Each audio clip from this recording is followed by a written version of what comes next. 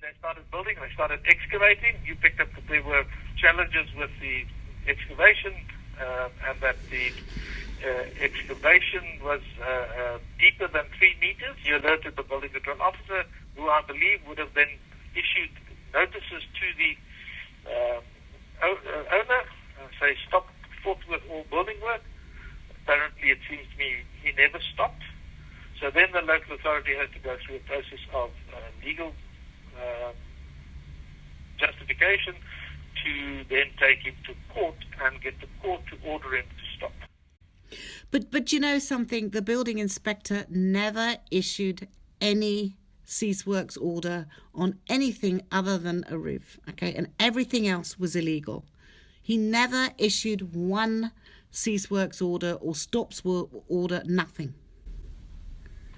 I think that's the first line of defense. Anything that goes wrong, anything, the slightest thing, it is much easier to issue we talk about a Section A and a Section B notice. A notice says you have deviated from the building plan, and Section B says stop all work for the building plan. Yeah. And that document is just puts a peg in the ground, and that becomes your founding document when we go to court, maybe 6-8 months later. But those documents are usually issued very quickly, and without, because if I tell you you've deviated, it is up to you just to come and say no, but here's my approved building plan, and the deviation is then automatically cancelled. My house is shaking. My nerves are shaking. You understand? Where's the foreman? You don't know where he is. He should be here all the time. That means nothing. That's what it seems like. That's what it seems like. Yeah. Okay, so is Ozzy saying to you right now it means nothing? There's nothing he can do, he's just told me. Okay. And he can hear this noise. What does he think? He understands the inconvenience. He understands. It's not inconvenient. This is 2 years, Barry. He understands. There's nothing he can do. There's nothing he can do. In terms of the law, there's nothing he can do. Okay, and he's prepared to tell, he's prepared to, this is being filmed, he's prepared to have that on film. Can you put it on loudspeaker? Let me hear him say it. Let Ozzy tell him. Hi, Ozzy, can you hear me? Tell him that he can do nothing. There's nothing you can do, Ozzy, is that right? Well, that's why I've spoken to Prudential Hyde, he's head of building development. He's looked at the act, he's responded to you with basically what your options are. That's section 9 of building regs, and that's taken on review. But other than that, they comply. They are building within the approved plan, and they are constructing it in accordance with that, and there's nothing more that we can do. Very quickly, and without, because if I tell you you've deviated, it is up to you just to come and say no, but here's my approved building plan, and the deviation is then automatically cancelled.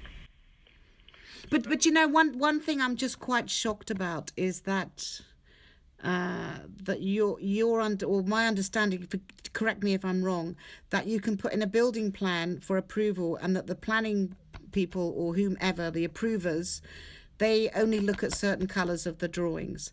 So you're saying even if he puts in a drawing that gives the impression that something's existing or already approved, he's allowed to do that? He's allowed to commit that fraud, is the architect? You see what the process is that when I submit the building plan, the Section A of the regulation says that all existing work must be coloured in grey. That means that a document exists that proves the approval was granted on that work. All right? And what if it doesn't? In many cases, like in Tshwane, they now request each and every submission to be accompanied by that approval as well. So then the scrutinizer can then check to find out if a approval was granted, and if it is equal to the indicated existing work on the new submission. You must understand that's a legal document. The approved document proves that it satisfied the law at the time of approval.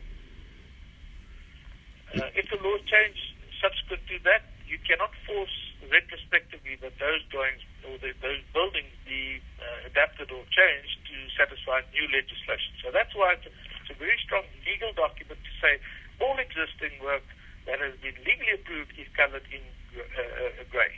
The scrutinizer can then check to find out if approval was granted and if it is equal to the indicated existing work on the new submission. You must understand that's a legal document. The approved document proves that it satisfied the law at the time of approval. If the laws change subsequent to that, you cannot force retrospectively that those drawings or those buildings be adapted or changed to satisfy new legislation. So that's why it's a very strong legal document to say all existing work that has been legally approved is coloured in grey. Let's go through the levels Because the basement, it was on the basement as well. Yeah, this is that's the side plan. Okay, sorry, Ozzy, I don't understand. That's just the side plan. We get to the basement level. The green shows That's the basement. what's the rider plan application as opposed to what's not shaded in as what's been approved. So what the plans examiner did there is he picked up that the existing plans were there and he noted them. He actually put down to say he scrutinized, he checked them, Yep. and he certifies that what is shown to be grey or coloured in grey is in fact already an approved. This is the ground floor drawing, number 102. And as you can see on the ground floor, there's no colour in the garage roof. There's nothing there. We were given this drawing in May 2012, which we objected to. There's no colour in anything. There were no elevation plans. I didn't know what on earth was being built. There were no drawings for my common boundary wall. There was absolutely nothing. And we did object strongly, but the city and Ozzy Gonzalez ignored our objections. Here you can see the swimming pool, and then you can see some like steel things behind there, which they were trying to put a screen up. This was after we'd launched our application. We couldn't understand why these illegal building works were allowed to go on. These are planters that were built onto the garage roof. They are one structure. They are not separate planters built in brick, as later plans that were approved portray. There is an overhang here of the swimming pool, which isn't on any plan either, and it's built within the 4.5 metre setback and provides an overlooking feature. This concerned me at the time and was one of the reasons I launched the application. At the time this photograph was taken, I had no idea that there were two further 2013 plans approved. And when I saw the plans a year later, they were supposed to house plastic plants. Why there was irrigation at that time, I have no idea. Just to remind you, the drawings I objected to, where you can see it says line of existing garage when that had been demolished in 2010, in September actually. And you can also see there are no planters, nothing, more importantly, there's no colour. The only colour we were told to look at was the brick to the bottom left and the green of the reinforced concrete. You can see in the foundation layout engineer drawing, which incidentally should have been submitted with the planning application, as these were major retaining structures, which required plans and city planning approval. You can see that even after the approval on the 22nd of August and the 30th of July 2012, the garage and the swimming pool had been added. When I launched my application, we'd never seen an approved plan. So the copies that the city gave me through PIA actually were very faded, so I couldn't really see any of the scribbles or drawings on them. It wasn't until I actually got into court, I think it was on the second to the last day of our court date, that I saw these drawings. I mean, it was the first time I'd seen the large coloured 2012 approved drawings, and I actually couldn't believe my eyes that all these scribbles were on them. And it wasn't until I saw Emil Schneckenberg and Chris Kotsia in 2016 on the 15th of June that I realised that these drawings meant absolutely nothing. To me, as a layman, I thought they were part of the approval. And by the time we were in court, it was too late to do anything about that. In February 2014, there started to be rentals of the property. I was powerless and I was hopeless. Nobody would enforce the law. I was continually overlooked. I couldn't use the outside of my property. I didn't know who was staying at the Earth 58 property. The city, in the most underhand way, approved 2 2013 plans. One on the day of I signed my application papers, and one on the day the city received my papers to launch the application in the High Court to set the 2012 plans aside. The 01556-2013 is a classic case of fraud. How can you have a submission date of the 16th of September 2013 with approval date of the 20th of September 2013, commencing on the 25th of September 2013, with a completion certificate of the 10th of October 2013? Photograph evidence shows that the chimney was already installed on the 26th of September 2012, and the gas storage box was already built and finished, completed the installation in July 2013. Let me go step back. Sorry, I'm not understanding this. I submit a building plan, right? Mm-hmm. That building plan is approved, although I have not constructed that building work yet. It is a legal document that proves that was a legal document. If I now submit a new deviation to that, then I have to show the approved document, not the built document, the approved document as grey, and the changes that I make in red, if it's rectal. So the document that has already been approved will be in grey. Grey only depicts an approved document. Right? It doesn't depict any changes. It is supposed to correlate to an already existing approved document.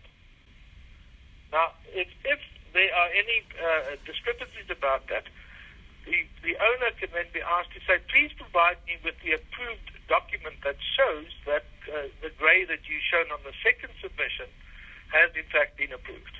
I'm coming to view, the full files are available to me of Earth 58. Thank you. Basically, what we want to see is the retaining wall approved plans. Okay. I didn't go through the box, so you have to go through the box. And then tell me, in this file, would it also have the You can look through it. I don't know what's in the file. So this was the 19th of April 2013. The examiner was Armin Samuels. The following items, information are incomplete and or incorrect on the application. Balu timber, decking to be removed. Juliet Leslie, 5th of August 2013, to Dave Saunders. I've been told you're representing assisting the owner architects on this matter. I need to speak to you about the plans for Earth 58 backup and especially the new screens, boundary fences. Part of the screens are within the 5 metre statutory big line. Looking at the ground levels, they may protrude above Victoria Road. Footway, scenic drive, the height in places is 2 metre, which comes very close to the street boundary. Boundary wall and fence policy may be applicable. Title deed also has a 3.5 metre building line. The screens fences are within it, but possibly, as they aren't buildings, old scheme definition, but not sure what an NBR would say. Possibly they are okay within 3.5 if considered boundary fence structures. Can we discuss? This is Juliet Leslie to Dave Saunders. My High Court application site inspection came at very short notice, and I was requesting that the city and Bradbury remove the screens. Coral Hofmeyer, who is Bradbury's attorney, he wrote to my attorney Brian Aronoff. You would recall that I referred to the artificial plants, he underlines artificial, which my client is allowed in terms of approved building plans to have in these planters. My understanding is that artificial plants, as opposed to real plants, were allowed so as to address your client's concern that our client would have to cross over the non-trafficable garage roof to water them. You did equate the hedge with an Nkundla fire pool, and I said that I do not agree with your comparison. You would recall also that I asked you, after stating that my client was allowed to have artificial plants in the planters, to explain what you understood under artificial plants, and your only response was that you were not prepared to debate the issue with me. Brian Orloff then replied, Dear Coral, your recordal of the conversation is incorrect and incomplete. I did not say that I was not prepared to debate the issue with you. We did in fact debate the issue, and it is obvious that we disagree fundamentally on the issue. What I did say, in fact, is what you call plants, or artificial plants in quotes, are in fact steel structures which have been constructed without our client's agreement and in addition without any planning approval from the city. These structures, which have been disguised with artificial leaves, are unlawful. The fact that your client has disguised the structure does not change what they are.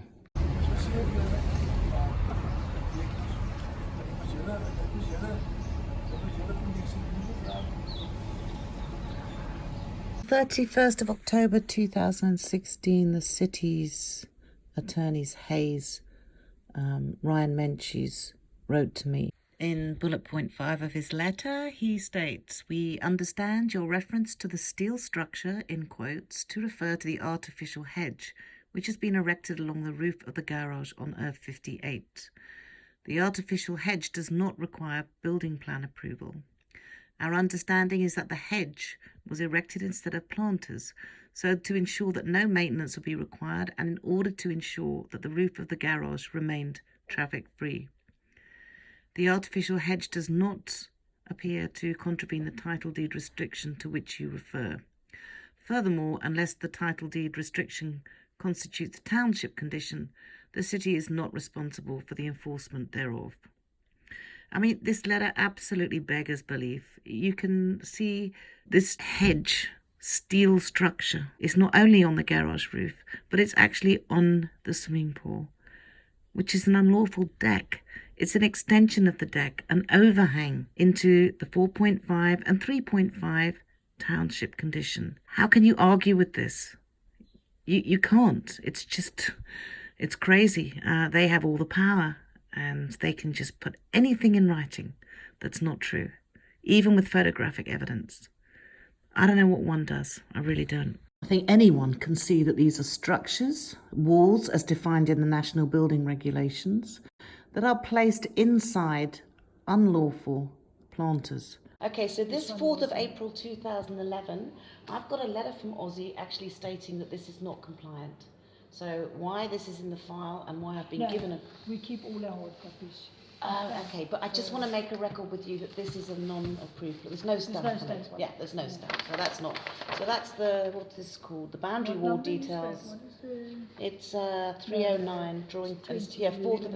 And you see, must have got it from one of the files. but I need the approved plan. Like, you know, this wall was built in 2013, so I need the approved plan and the engineer's detail of the west boundary wall elevation. I want the engineer's retaining wall plans. Where would I find those? We need to look through the year. Okay, well can I tell you when they were built? Because I've got photographs of when they were built. When they actually came in. But what I need is a copy of these 2009 plans. Okay, we'll just have to pass it on to Chris. Is Chris not here? No, not at the moment. Okay, I asked for a copy of these plans. And it's not there. Yeah, I asked for a copy of these and it's not there. I also want a copy of our agreement plans, which are dated October 2008, that we signed, that the neighbours signed for departures. So they're not in this file either. So we can only pass on to Chris. I need a copy of all these plans, the 2009. You can't read any copies of 2009. Why? That was told to me. That was told. Okay. That's okay. Can you record that, Barry? That it's not. We're not allowed to have that. Okay.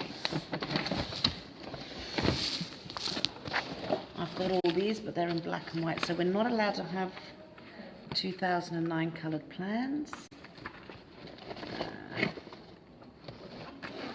and I'm not allowed to have any copies of these documents. No. So why am I here? And I just want you to confirm with me there are no engineer drawings for 2009 plans. I haven't looked through the drawings, I don't know. Okay, can you just check with me because I've got to record this. No, you need to do it. You have to do everything. No, I'm just telling you, Okay, are there engineers' drawings or not? No, there's no engineer drawings Okay, here. so then None. they're on. There are no, I mean, there's none. So that's fine. You're taking my word for it that this file, building plan number 01809/09, there are no retaining wall approved plans. There is so that file we've looked at. That's the departure file. That's just some request for legal otherwise. Okay. Do you want to put Permanent you want to put in departure. the amendments? All the correspondence seems to Yes. be in there. Okay. Are you the architect or draftsperson for it? We've got this. Oh, these are the things that, these are the stickers that Brian and I put on that we wanted these copies of these letters. Okay. So you've seen this then? Yeah, but I mean, obviously it's going to take me a while to go through it, but the way the architect's drawn the north-facing side of his house, you'll see that actually it's a misrepresentation because the architectural drawing is drawn in a way that pictorially it doesn't make sense. As you can see in the approved 2012 architect's drawing, the gate is measured at 1800 millimeters, 1.8 meters. And when you look at the photographs and take the measures of the photographs, the gate actually measures at 2227 millimeters, which is 2.27 meters. I sent this conundrum to my engineer, Richard Whitaker. So what he did was, he said he attached a photograph of the sliding gate measured of the on-site reality and looking from Beta Road towards the garage. Then refer to the architect's drawing, which has a handwritten note of 1800 millimeters height of the sliding gate measured from the existing ground level. Bracket white pillar, incidentally this has no planning approval, as reference of the original tarred pavement ground level. He was assuming that the ground level was the same of the tiles replaced the tar. So Richard then did a comparison document. He took the drawing and made the blue line the width of the gate, then adjusted the photo of the gate until the blue line was equal in width. Then he measured the two sides, red and green lines, on the drawing and copied those across to the gate. And lo and behold, the picture shows the gate being substantially higher than the drawing shows. He was guessing that the photo was not taken square onto the gate, so the width could be a tad higher than the photo might want to show. And this will result in the red and green lines being proportionally smaller, but not, he believes, to the extent that the drawing might hope to portray. In May 2013, Juliet Leslie and Ozzy Gonzalez noticed that Bradbury had placed a satellite dish on the roof, which had to be removed because, according to the city, it was contravening the scenic drive departure. As you've seen in the previous video of the steel wall structures, the wind here is violent in Backhaven. Bradbury placed a satellite dish in November 2019 on the unlawful garage planters. I wrote to the city and I told them that the dish was dangerous and it was sitting on the boundary wall practically. Not only was it dangerous, but it's also an eyesore, and in terms of Section 7, it devalues my property.